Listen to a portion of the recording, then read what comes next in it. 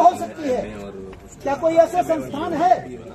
40-45 वर्ष की उम्र में व्यक्ति अपने परिवार को पालेगा। बेरोजगार आदमी कैसे अपने परिवार को पालेगा? 2 सालों तक घर से बाहर रह पाएगा? उसके घर को कौन संभालेगा? उसके बच्चों को कौन पढ़ाएगा? बेरोजगारों के साथ, शास्त्रीय बेरोजगारों के साथ आज धक्का मजाक कर रही है सरकार। हिमाचल सरकार शर्म करो, शर्म करो, शर्म करो। भारत की 2 प्रतिष्ठाएं हैं। भारतस्य प्रतिष्ठित द्वये संस्कृतम संस्कृतिस्तथा। भारत की 2 ही प्रतिष्ठाएं रही हैं, जिन प्रतिष्ठाओं के कारण से भारत विश्व गुरु बना है। जयतु संस्कृतम जयतु भारतम, शास्त्रियों के साथ खिलवाड़ करने वाली सरकार नहीं चलेगी, नहीं चलेगी, नहीं चलेगी। शास्त्रियों के साथ खिलवाड़ करने वाली सरकार नहीं चलेगी, नहीं चलेगी, नहीं चलेगी। भारत जिस कारण से विश्व गुरु था वो है संस्कृत और संस्कृति, सनातन संस्कृति। संस्कृति, सनातन संस्कृति, संस्कृताश्रिता। वो सनातन संस्कृति संस्कृत पर आश्रित है। भाइयों, आज बड़े दुर्भाग्य की बात है, हमारे ऊपर बहुत से विदेशियों ने शासन किया, मुगलों ने शासन किया, अन्य बहुत लोगों ने शासन किया, हम उस बात में नहीं जाएंगे। लेकिन उन्होंने हमारी संस्कृति को उजाड़ना चाहा, मिटाना चाहा। सनातन संस्कृति नहीं मिटेगी, क्योंकि सनातन वही है जो पहले भी था, आज भी है, आगे भी रहेगा।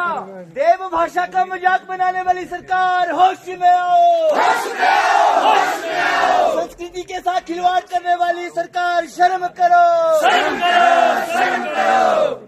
सनातन को मिटाने वाले स्वयं मिट गए, लेकिन सनातन नहीं मिटा, वो मिट भी नहीं सकता। जब जब भारत में संस्कृति पर आघात हुआ है, संस्कृत पर आघात हुआ है, तब तब हमारे पुरखों ने, हमारे बुजुर्गों ने सभी सुखों को छोड़ करके जंगलों का रास्ता लिया है। जंगलों में जाकर के कंदमूल खा करके, घास पत्ते खा करके इस संस्कृत को जिंदा रखा है। आज हमारे ऊपर है, हमें भी संस्कृत के लिए लड़ना पड़ेगा। बड़े दुर्भाग्य की बात है कि गुरुकुल बंद हो गए। आज तक भारत की सरकार कहीं पर भी गुरुकुल को चलाने के लिए कुछ नहीं कर रही है। सनातनियों के मंदिरों से पैसा तो लिया जाता है, लेकिन सनातन धर्म की रक्षा के लिए, संस्कृत की रक्षा के लिए कोई गुरुकुल नहीं चलता है। बड़ी शर्म की बात है। आज हिमाचल में कुछ संस्कृत कॉलेज हैं, विद्यालय हैं, जहां पर शास्त्रों का अध्ययन होता है, लेकिन आज इस काले कानून के कारण से वो संस्कृत कॉलेज भी बंद होने की कगार पे। हम ये नहीं चलने देंगे। जो संस्कृत पर आघात करेगा वो हम सबका शत्रु है। दुखों की सरकार को भेजो हरिद्वार को, दुखों की सरकार को भेजो हरिद्वार को। सनातन पर जो आघात करेगा हमारा शत्रु है, और शत्रु को मिटाने के लिए जो भी हमें करना पड़ेगा हम करेंगे। हम सरकार से पूछेंगे ये डिग्री किस काम की है, किस लिए हमें दी। हमारे गरीब माँ बाप के पैसों को जो जिन्होंने हमारे ऊपर उसको लगाया, ये डिग्री हमने ली, आज हम इस डिग्री का क्या करेंगे?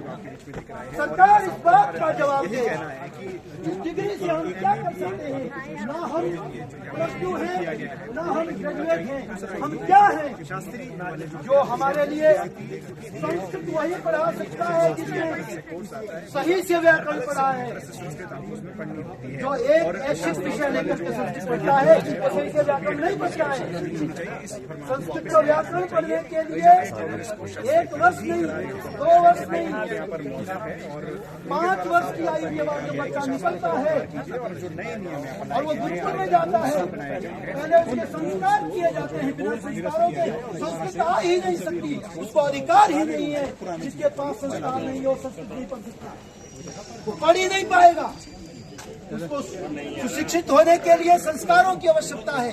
संस्कारों में रह करके, ब्रह्मचर्य का पालन करके, फिर जब हम पूर्व मध्यमा में प्रवेश करते हैं तो 2 वर्षों में पूर्व मध्यमा भाइयों व्याकरण शास्त्र में करनी पड़ती है। फिर उत्तर मध्यमा हमें 2 वर्षों में व्याकरण में करनी पड़ती है, 3 वर्षों में शास्त्री व्याकरण में ही करनी पड़ती है। हम आधुनिक विषयों को लेकर के संस्कृत के सभी विषयों को पढ़ते हैं, लेकिन आज हमारी पहचान कुछ भी नहीं है। हम मात्र टीकाधारी नहीं है। हम सरकार को बताएंगे हम मात्र टीकाधारी शिखाधारी नहीं है, हम संस्कृतज्ञ हैं। संस्कृत का अपमान, संस्कृत के ह्रास के लिए ऐसी नीतियां कभी स्वीकार नहीं की जाएगी।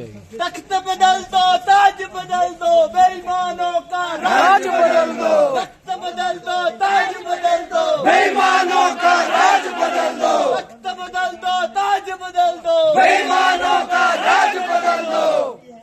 भाइयों, आज बड़े प्रताड़ित हुए हैं। ये सदा से होता आ रहा है, आज ही नहीं, ये पहले से होता आ रहा है। ये पहले से होता आ रहा है। हमारे बीच में ही जयचंद पैदा होते हैं। हम सबसे पहले शास्त्री हैं, हम संस्कृत के अनुरागी हैं, लेकिन कुछ संस्कृत पढ़ करके, कुछ डिग्रियां हासिल करके आज नए नियमों का स्वागत कर रहे हैं। वो आज यह सोच रहे हैं कि हम नौकरी लग जाएंगे। जयचंद ने भी यही सोचा कि अगर आज मैं मुगलों के साथ मिलूंगा तो शायद मैं राजा बन जाऊंगा, मुझे रियासत मिलेगी। भाई विरोध प्रदर्शन कर रहे हैं। जब कोई ऐसा जयचंद निकलता है वो स्वयं भी नष्ट होता है और अपनी सल्तनत को, अपने साम्राज्य को भी नष्ट कर लेता है। ऐसे लोग अपने मूल पर आघात कर रहे हैं। उन लोगों को शर्म आनी चाहिए जो आज अखबारों में बार बार यही बात कर रहे हैं कि भ्रम फैलाने वालों को शर्म आनी चाहिए। अरे उनको शर्म आनी चाहिए जो थोड़े से हित के लिए, अपने स्वार्थ के लिए, नौकरी पाने के लिए बिक रहे हैं। दोगलापंथी नहीं चलेगी, नहीं चलेगी, नहीं चलेगी। दोगलापंथी नहीं चलेगी, नहीं चलेगी, नहीं चलेगी। ऐसे बेरोजगार वो लोग